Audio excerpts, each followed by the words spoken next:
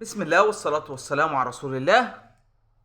النهارده منتخب مصر، في ناس كتير مش عارفة ميعاد الماتش.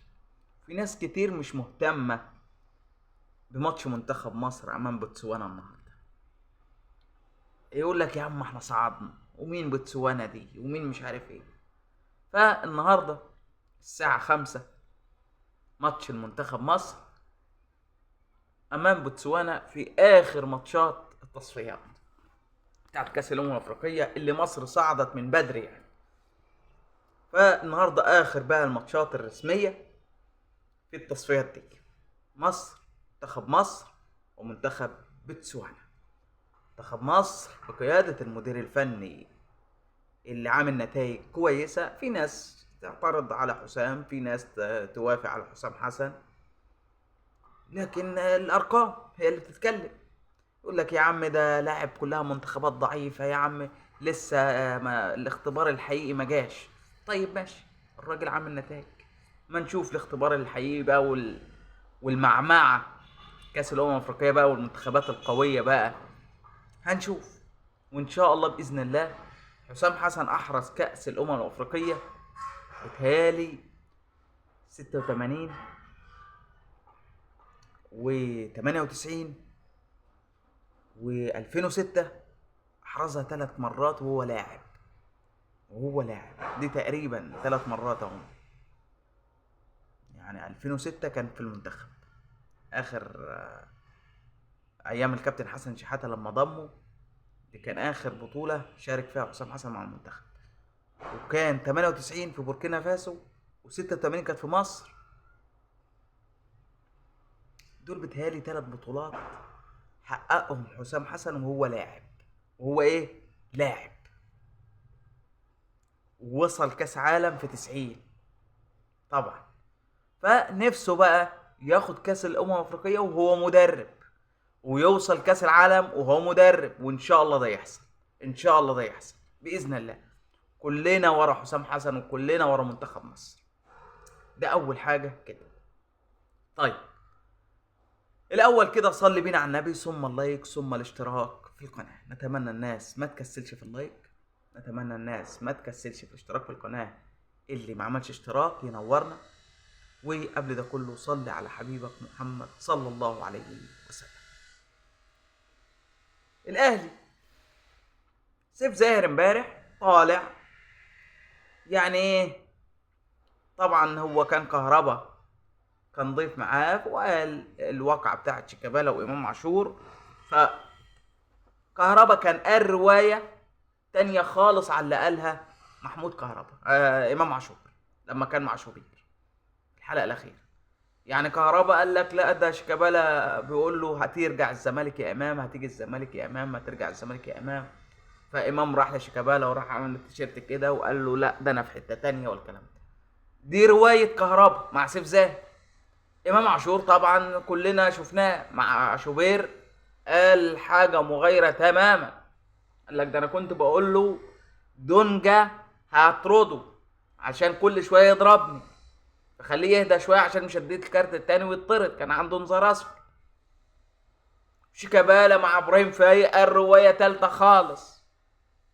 فالروايات اختلفت، لكن احنا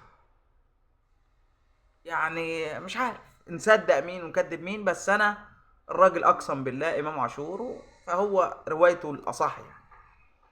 ده بالنسبه لموضوع كهربا وامام عاشور وشيكابالا. طيب، النادي الاهلي بيواصل استعداداته، بيواصل الاستعدادات لماتش الاتحاد السكندري اللي هيكون يوم الجمعه، يعني بعد يومين من دلوقتي. الاهلي والاتحاد السكندري في الجوله الثالثه من الدوري المصري. تتوقع فوز مين؟ قول توقعك. شايف الاهلي يفوز، اتحاد يفوز، تعادل الفريقين؟ قول توقع. ده واحد. الزمالك والمصري ايضا يوم السبت في استاد برج العرب في الجوله الثالثه. شايف مين الاقرب للفوز بالمباراه؟ قول رايك. قلنا زيزو. زيزو يظل مطمع لأندية كتير. ومين ما يحبش ان زيزو يكون متواجد في فرقته؟ مين؟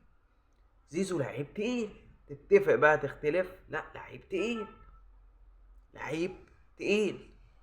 زيزو هيكون فري بعد بالظبط النهارده 19 نوفمبر تقريبا، النهارده 19 نوفمبر، يعني بعد 41 يوم زيزو سيكون فري مجانا حر.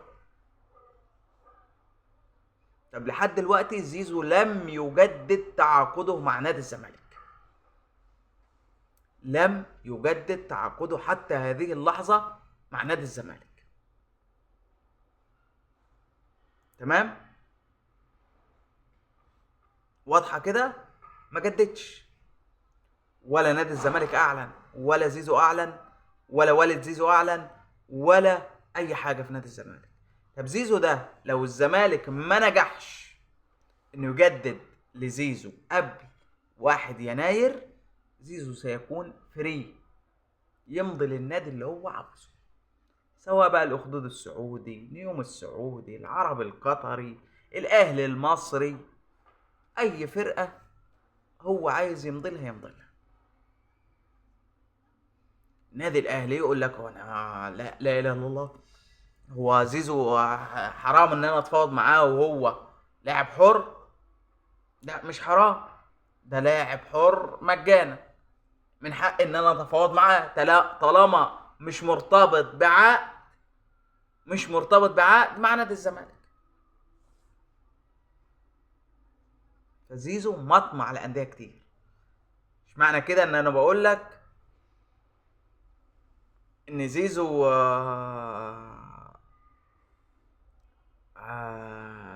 رغبته زمالك ولا اهلي لا، احنا في عصر الاحتراف، في عصر احتراف، فاللي يدفع اكتر هيشيل، اللي هيحقق رغبات زيزو الماديه هيشيل.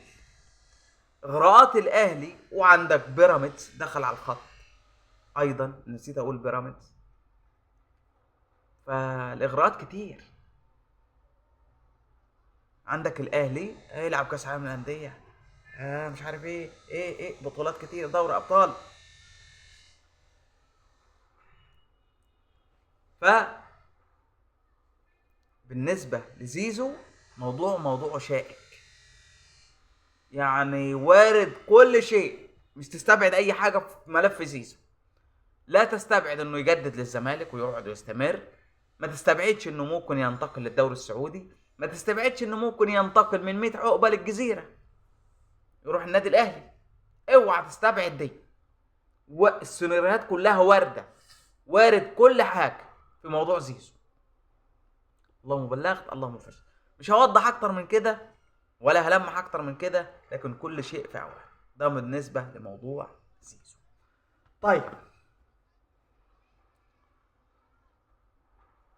صفقات الاهلي.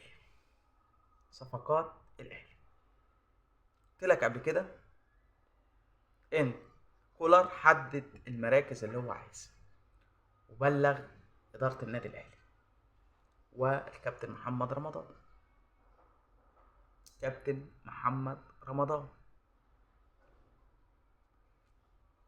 بالصفقات اللي هو عايزها. كابتن محمد رمضان على طول بيبلغ مجلس اداره الاهلي، والله المدير الفني صلى على النبي وزمالك. خلصت الفيديو لسه وبرستاو لسه. يلا صلوا على النبي واعملوا اللايك زي ما ادم قال لكم. زمالك في الشغل. ماشي. فالراجل بيبلغ الاداره، مجلس الاداره النادي الاهلي، بيقول له والله كولر المدرب عايز صفقات 1 2 3 4 5 مثلا. فالاداره بتبدا تتحرك،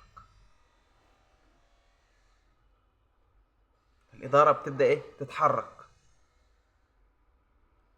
كولر عايز 5 مراكز: مدافع،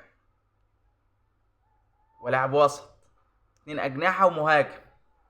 وايه ومهاجم. دول الخمس صفقات اللي كولر عايزهم في الميركاتو الشتوي، ودي صفقات كاس العالم. الاهلي هيلعب كاس العالم في السنه الجديده، كاس العالم للانديه اللي في امريكا. فالاهلي بدأ بالفعل التفاوض مع اكتر من لاعب، وخلص منهم لاعب. محمد علي بن رمضان على مسؤوليتي خلص في زلاكة. ناس بتقول ده خليفة عمر مرموش، خليفة عمر مرموش. والمهاجم انا قلت لك قصة مصطفى محمد صعب جدا.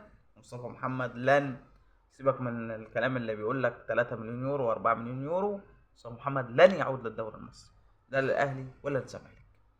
فالاهلي مركز في الصفقات وشغال بسرية تامة في هذا الملف، وهينجز صفقاته قبل على نص ديسمبر القادم هيكون مخلص صفقاته كلها. دمتم في امان الله، والسلام عليكم ورحمة الله وبركاته.